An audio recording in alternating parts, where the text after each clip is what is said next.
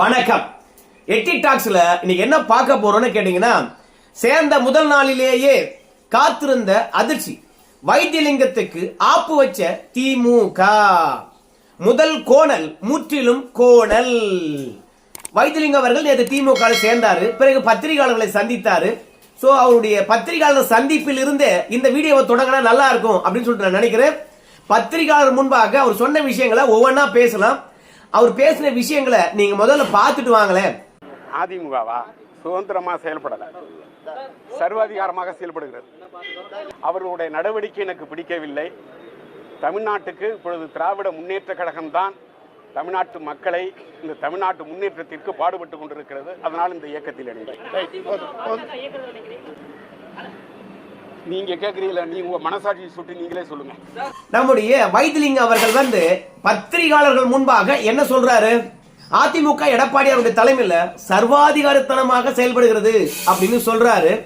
அது உண்மைதானா அப்படின்னு நாம கொஞ்சம் யோசிக்கணும். ஏன்னா இந்த வீடியோ முடிகின்ற காட்சியை நீங்க பார்த்திருந்தீங்கன்னா தெரிஞ்சிருக்கும்.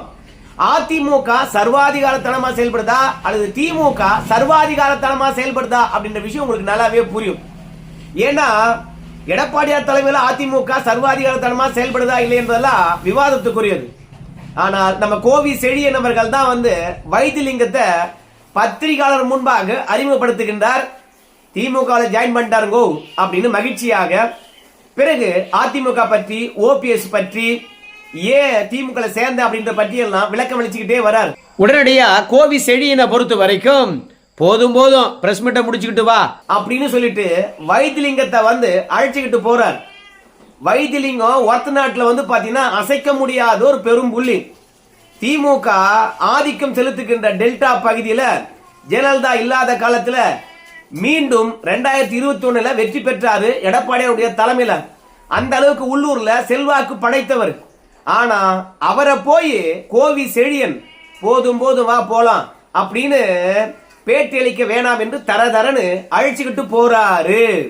இப்போ அதிமுக சர்வாதிகாரத்தனமா செயல்படுதா இல்ல திமுக சர்வாதிகாரத்தனமா செயல்படுதா? எடப்பாடி பழனிசாமியே பாத்தீங்கன்னா பொதுச் செயலாளர். அவர் கூட ஏதாவது ஒரு வார்த்தை விட்டுருக்கலாம். கட்சியுடைய தலைவரை பொறுத்த வரைக்கும் கட்சியுடைய ஒற்றுமைக்காக இந்த வார்த்தையை பேசணும், அந்த வார்த்தையை பேசக்கூடாது அப்படின்னு சொல்லி இருக்கலாம். அது வைத்திலிங்கத்துக்கு பாத்தீங்கன்னா சர்வாதிகாரத்தனமா தெரியலாம். ஆனால் எடப்பாடியுடன் பாத்தீங்கன்னா எத்தனை ஆண்டு காலம் வைத்திலிங்கம் அவர்கள் பயணிச்சிருக்கிறாரு. எடப்பாடி தலைமை ஏற்ற பிறகு ஒரு நாள் கூட அதிமுக ஒரு இல்ல, எல்லாமே பன்னீர்செல்வத்து கூட தான் இருக்கிறார். அதனால அதிமுக பற்றி நம்ம வைத்திலிங்கம் சொல்றது உண்மை கிடையாது. ஆனால் கோவி செழியன் யாருங்க? இப்பதான் தலித்துகளுக்கு பிரதிநிதித்துவமே இல்ல திமுகவுல அப்படின்னு ஆண்டாண்டு காலமாக பிஜேபி காரங்க குற்றச்சாட்டு வச்சிருந்தாங்க. அதுலயும் அண்ணாமலையை பொறுத்த வரைக்கும் அனுதினமும் குற்றச்சாட்டு வைப்பார். பிஜேபியை பாருங்கய்யா, எங்க அமைச்சரவையில 18 பேர்களுக்கு தலித்துகளுக்கும் பயனுடையர்களுக்கும் இடம் கொடுத்திருக்கோம். அமைச்சரவையில எப்பேற்பட்ட அமைச்சர்லாம் கொடுத்திருக்கும் பாரியா. ஆனா சமூக நீதி பேசக்கூடிய திமுகவுல எத்தனை பேருக்கு நீங்க உயர் பதவி கொடுத்தீங்க? தலித்துகளுக்கு கல்வித்துறை கொடுக்க கூடாதா? ஏன் நிதித்துறை கொடுக்க கூடாதா அப்படின்னு அண்ணாமலை கேட்டாரு. பாஜக காரங்க கேட்டாங்க தொடர்ச்சியாக. இப்ப தேர்தலுக்காக நம்முடைய கோவி செழியன் அவர்களுக்கு உயர்கல்வித்துறை அமைச்சர் பதவி கொடுத்திருக்காங்க. இல்லன்னு வச்சுங்களேன், கோவி செழியனுக்கு அந்த பதவி கிடைச்சிருக்க வாய்ப்பே கிடையாது. இத்தனை நாளும் திமுகவால் ஓரங்கட்டப்பட்டவர், பொதுத்தளத்துக்கு வராம இருந்த கோவி செழியன் அவர்கள் இன்னைக்கு திமுகவில் 3ஆம் கட்ட தலைவர். அவர் வைத்திலிங்கத்தை போதும் போதும் பேட்டி முடிச்சுட்டு வா அப்படின்னு வைத்திலிங்கத்தின் மீது ஆதிக்கத்தை போறார். அப்போ திமுகவில் சர்வாதிகாரம் இருக்குதா? திமுகவுடைய 3ஆம் கட்ட தலைவர் கூட வைத்திலிங்கத்தை வாய முன்னு வாயா அப்படின்னு சொல்லுகின்ற போது அது சர்வாதிகாரம் தெரியல. சேர்ந்த முதல் நாள்லயே எது பேசணும் எது பேசக்கூடாது என்று அறிவுறுத்துகின்றார்கள் என்றால் வைத்திலிங்கெல்லாம் சர்வாதிகாரத்தை பத்தி பேசலாமா? வைத்திலிங்கம் கண்டிப்பா உணர்ந்திருப்பார். என்னடா இது, அதிமுகவை அழிச்சே தீருவேன் அப்படின்னு கங்கணம் கட்டி கொண்டிருக்கின்ற தீய சக்தியான திமுக இணைஞ்சிருக்கிறோமே. இத்தனை நாளும் இதே ஸ்டாலினையும் இதே திமுகவையும் கழுவி கழுவி ஊத்தோம். ஆனா பன்னீர்செல்வத்தினுடைய தகாத செயல் காரணமாக, அரசியல் தெரியாத அல்லக்கையின் காரணமாக இன்னைக்கு திமுக இணைஞ்சிட்டுமே. சரி எப்படி பயணிக்க போறோம் என்ற அச்சம் நம்ம வைத்திலிங்கத்துக்கு இருந்திருக்கும். ஆனால் கோவி செடியன் அவர்கள் பேட்டி கொடுக்குவானா, வாயா போலாம் அப்படின்னு கூப்பிட்ட பிறகு இங்க சுதந்திரமா செயல்படுறதுக்கு இடம் இருக்குமா இருக்காதா அப்படின்னு அச்சம் கண்டிப்பா முதல் நாள்லயே வந்திருக்கும் வைத்திலிங்கத்துக்கு. ஏன்னா அதிமுகவில் இருந்து பல எம்எல்ஏக்கள் திமுகவுக்கு போயிருக்கிறாங்க. ஆனா அவங்க எல்லாம் இப்போது எங்க இருக்கிறாங்கன்னே தெரியல. ஆனா வைத்திலிங்கத்துக்கு திமுக போய் செயல்படுவதற்கு இடம் இருக்கும் அப்படின்னு நினைச்சாரு வைத்திலிங்கம். ஆனா அப்படிலாம் கிடையாதுங்க. திமுகவுல அதிமுக இருந்து வந்தவங்க எல்லாம் செயல்படுவதற்கு இடம் இருந்தது. அந்த இடமெல்லாம் ஃபுல் ஆயிடுச்சு. இன்னைக்கு திமுகவுல ஒத்த நாட்டுல வேலை பார்க்கக்கூடிய திமுக கட்சிக்காரன் இருப்பான். ஏற்கனவே அதிமுகவை எதிர்த்து அரசியல் செய்தவன் இருப்பான் திமுகவுல. அவனெல்லாம் ஓரம் ஒதுக்கி விட்டுட்டு ஆண்டாண்டு காலமாக திமுகவுக்கு வேலை பார்த்த திமுகவுடைய உறுப்பினரையும் தலைவர்களையும் ஒத்த நாட்டுல ஓரம் ஒதுக்கி கட்டிட்டு இன்னைக்கு அதிமுகவுல இருந்து வந்திருக்கிறாருப்பா நம்முடைய வைத்திலிங்கம், அவருக்கு முன்னுரிமை கொடுக்கணும் அப்படின்னு திமுக முன்னுரிமை கொடுக்குமா? அப்படி பார்த்தா மனோஜ் பாண்டியன் போனாருங்களே, அவருக்கு கொடுத்தாங்களா? அன்வர் ராஜா போனாருங்களே, அவருக்கு கொடுத்தாங்களா? அதிமுக இருந்து சமீப காலமாக யாரெல்லாம் திமுக போனாங்களோ அவங்கெல்லாம் அட்ரஸே தெரியல.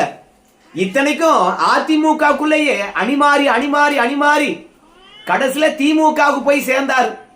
யாரு? மைத்ரேயன். இன்னைக்கு எங்க இருக்காருன்னு தெரியுமா அவரு? ஏன் கேட்டீங்கன்னா நம்முடைய சேகர் பாபு போகின்ற நேரம் வேற, செந்தில் பாலாஜி போன நேரம் வேற, அதே மாதிரி KKSS ராமச்சந்திரன் போன நேரம் வேற, இப்படி பல அமைச்சர்கள் இருக்காங்க இல்லையா, அந்த அமைச்சர்கள்லாம் போன நேரம் வேற. அன்னைக்கு ஒவ்வொரு மண்டலத்திலையும் திமுகவுக்கு ஆளே கிடையாது. அன்னைக்கு போனாங்க, சேர்ந்தாங்க, அந்த பகுதியில் இடம் கொடுத்தாங்க. ஆனால் இன்னைக்கு திமுகவில் எல்லா இடமும் ஃபுல்லா இருக்குது, ஆளுங்கட்சியா இருக்கிறாங்க. அடுத்த தேர்தலில் நமக்கு சீட்டு கிடைச்சா வெற்றி பெறுவோம் என்ற நம்பிக்கை திமுகவில் நிரந்தரமா இருக்கக்கூடியவன், கட்சிக்காக உழைச்சவன் இந்த இடத்தை விட்டு கொடுக்க கூடாது என்று வெறியா இருப்பான். இப்போ வைத்திலிங்கத்துக்கு எந்த இடத்துல சீட்டு கொடுப்பாங்க? வைத்திலிங்கம் பேட்டி அளிக்கின்ற போதே சொல்றார், ஒருத்த நாடு கேட்டீங்களா அப்படின்னு.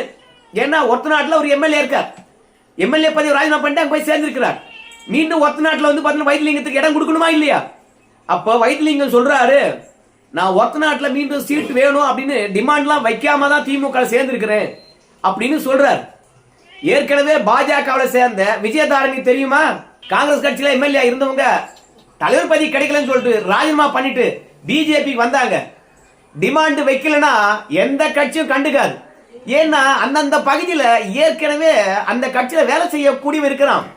இந்த தொகுதி நமக்கு தான் என்று சொல்லிட்டு 5 ஆண்டு காலம் வேலை பார்த்திருப்பான். இப்ப வைத்திலிங்கம் வந்தாருன்னு வைத்திலிங்கத்தை விட்டுட்டு போயிடுவானா? சரி, வைத்திலிங்கத்துக்கே ஒருத்த நாடு கொடுக்குறாங்கன்னு வச்சுங்களேன், அப்புறம் திமுக இருக்கிறவன் வேலை பார்ப்பானா? இவன் தான் எம்எல்ஏ நிக்க போறான்னு சொல்லிவிட்டு அவன் அந்த தொகுதியில கோடி கோடியா செலவு பண்ணிருப்பான் சொந்த பணத்தை வச்சு. இப்ப வைத்திலிங்கத்துக்கு விட்டு கொடுங்கன்னு வச்சுங்களேன், அவனும் கட்சி தலைமை சொல்லுன்னு சொல்லி விட்டு கொடுக்குறான். ஆனால் அவனுடைய ஆதரவாளர்கள் வேலை பார்ப்பாங்களா?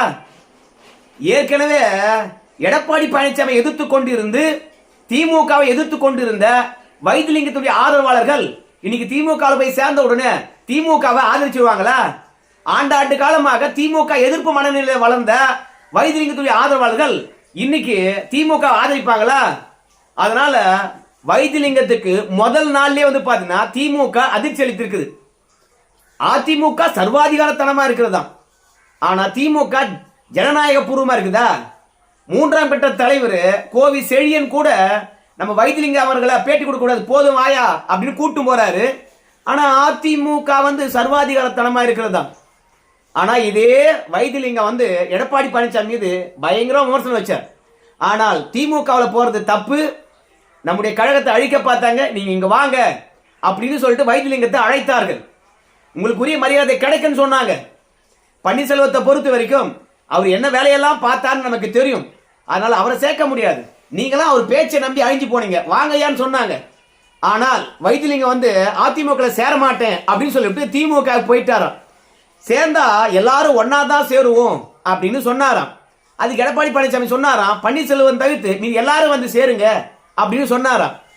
ஆனால் பன்னீர்செல்வம் இல்லை என்றால் நான் சேர மாட்டேன், பன்னீர்செல்வத்துக்காக தான் கூட இருக்கிறேன் அப்படின்னு வைத்திலிங்கம் சொன்னார். இப்போ வைத்திலிங்கத்தினுடைய நன்றி உணர்வை நம்ம பயங்கரமா பாராட்டலாம். ஏயா அதிமுக எல்லாரும் வந்து சேருங்கய்யா, நம்ம பன்னீர்செல்வம் மட்டும் வேணாம் அப்படின்னு சொல்லுகின்ற போது அதிமுக வர்றது கசக்குது. ஆனா இந்த பன்னீர்செல்வம் ஜென்மத்துக்கும் திமுக பக்கமே தலை வச்சு படுக்க முடியாது. இந்த பன்னீர்செல்வத்துக்கு எல்லாமும் முட்டு கொடுத்த வைத்திலிங்கம் அம்போன்னு பன்னீர்செல்வம் நடுத்தெருவில் விட்டுட்டு திமுகவில் போய் இணைஞ்சிட்டார். வைத்திலிங்கம் அவர்களை பொறுத்த வரைக்கும் அதிமுக இணைஞ்சிருந்தா கூட என்னைக்காவது ஒரு நாள் பன்னீர்செல்வம் அதிமுக வருவார். நான் அதிமுக முன்ன வந்துட்டுங்க, பின்னாடி பன்னீர்செல்வம் வருவாருங்க, இன்னைக்கு இல்லைன்னா கூட என்னைக்கு இருந்தாலும் வருவாருங்க, அவர் அதிமுக தலைவராக இருந்தவங்க அப்படின்னு கூட வந்து பாத்தீங்கன்னா நம்ம சொல்றதுக்கு வாய்ப்பு இருக்குது. ஆனா இன்னைக்கு வைத்திலிங்கம் அவர்கள் வந்து திமுக போய் சேர்ந்திருக்கின்றாரு. அந்த பன்னீர்செல்வத்தை பற்றி நினைச்சாரா? பன்னீர்செல்வத்தை பற்றி பல பேரும் சொல்லுகின்ற போது என்ன சொல்றாங்க கேட்டீங்கன்னா, ஐயா இந்த வைத்திலிங்கத்துக்கு பன்னீர்செல்வம் தந்த முக்கியத்துவமே வேறங்க. பாஜக எந்த முடிவெடுத்தாலும் சரி வைத்திலிங்கத்தை கேட்டுத்தான் பன்னீர்செல்வம் பாஜகவே பதில் சொல்லுவார். கட்சியில் எந்த முடிவா இருந்தாலும் சரி தூங்கி இருந்தா கூட வைத்திலிங்கத்துக்கிட்ட கேட்டுதான் சொல்லுவார்.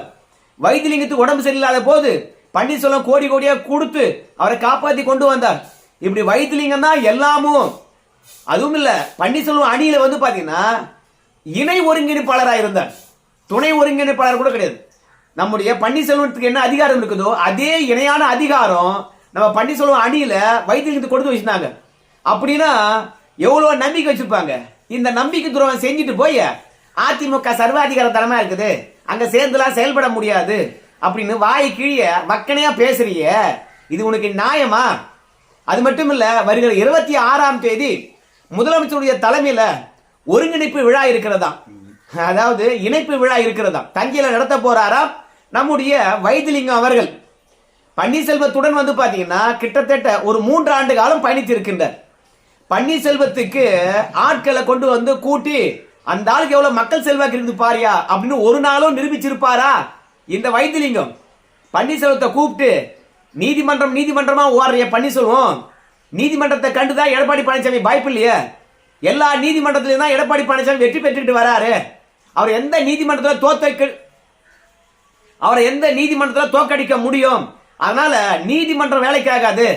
நமக்கு தான் வந்து பாத்தீங்கன்னா 80க்கும் மேற்பட்ட மாவட்ட செயலர் இருக்கிறாங்க, நான் வேற இருக்கிறேன், வாய நம்ம மக்கள் மன்றம் போலாம் அப்படின்னு சொல்லிட்டு இன்னைக்கு திமுகவில் இணைப்பு விழாவும் போது ஏகப்பட்ட பேர் வர போறாங்க, நான் கட்சியில சேர்க்க போறேன் அப்படின்னு சொல்ற இந்த வைத்திலிங்கம் பன்னீர்செல்வத்தையும் மக்கள் மன்றத்துக்கு அழைத்து சென்று மக்கள் கிட்ட போய் நியாயம் கேட்டு அவருடைய செல்வாக்க வைத்திலிங்கம் நிரூபிச்சிருந்தான்னு வச்சுங்களேன். எடப்பாடி பழனிசாமி ஏன் கட்சியில சேர்க்காம போறாரு? ஓ, பன்னீர்செல்வத்துக்கு இவ்வளவு ஆதரவு இருக்குதா, அப்ப ஏன் நாம அவரை ஒதுக்கி வச்சிருக்கோம், வர சொல்லு அப்படின்னு சொல்லிட்டு எடப்பாடி பழனிசாமி பன்னீர்செல்வத்தையும் வைத்திலிங்கத்தையும் சேர்த்துட்டு இருப்பாரா இல்லையா? ஆனா பன்னீர்செல்வத்தை கொஞ்சம் கொஞ்சமாக அதிமுக ஓரம் கட்டி அந்த ஆளை ஒண்ணும் இல்லாம ஜீரோ ஆக்கிட்டு நடுத்தருவில் விட்டுட்டு இவர் திமுக போய் இணைகிறாரு. ஏதோ எடப்பாடி பழனிசாமி மீது பழி போட்ட வேணான்னு சொல்லல, அவரை கட்சியில சேர்த்துக்கிறேன்னு சொன்ன பிறகு கூட எடப்பாடி மீது பழி போட்டோம். இந்த பழி போட்டதெல்லாம் வந்து பாத்தீங்கன்னா திமுக சொல்லி கொடுத்தது. ஏன்னா எடப்பாடியை எதிர்க்கணும்னு வச்சுங்களேன், திமுகவில் யாரும் இருக்க முடியாது. எடப்பாடி மீது அவதூறு பேசலன்னா திமுகவில் சாப்பிட்றதுக்கு 200 ரூபாய் எதுவுமே கிடைக்காது. அதனால காலையில எழுந்தா எடப்பாடி பழனிசாமி அடிமை சொல்லணும், பிஜேபி மதவாத கட்சின்னு சொல்லணும், சிறுபான்மையினருக்கு பாதுகாப்பு இல்லைன்னு சொல்லணும், இந்து மதத்துக்கு எதிராக பேசணும். இந்த விஷயங்கள்லாம் பேசினாதான் கட்சியில் இருக்க முடியும்.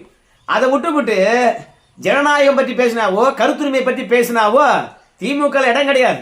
கலைஞர் காலமும் இல்ல, இது நம்ம ஸ்டாலின் ஐயாவுடைய காலம்.